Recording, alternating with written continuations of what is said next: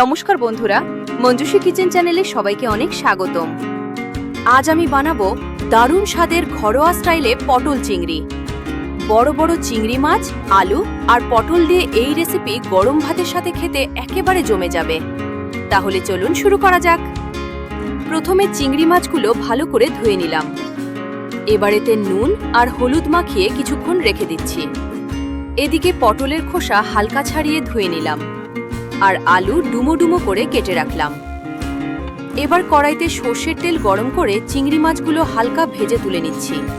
বেশি ভাজবেন না, তাহলে চিংড়ি শক্ত হয়ে যাবে। একই তেলে আলু আর পটল হালকা লাল করে ভেজে নিলাম।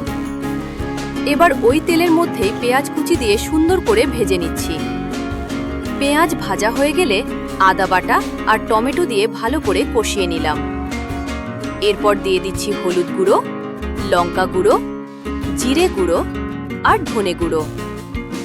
সামান্য জল দিয়ে মশলাটা ভালো করে কষিয়ে নেবেন। দেখবেন মশলা থেকে সুন্দর তেল ছাড়তে শুরু করেছে। এখন ভেজে রাখা আলু আর পটল দিয়ে মশলার সঙ্গে ভালো করে মিশিয়ে নিচ্ছি।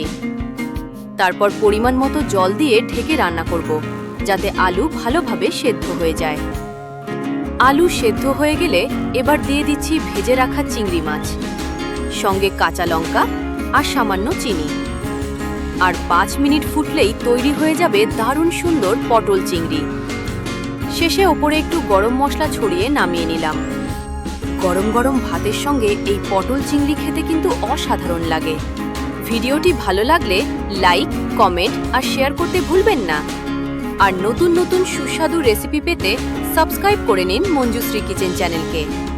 সবাই ভালো থাকবেন। আবার দেখা হবে নতুন রেসিপির সাথে। ধন্যবাদ।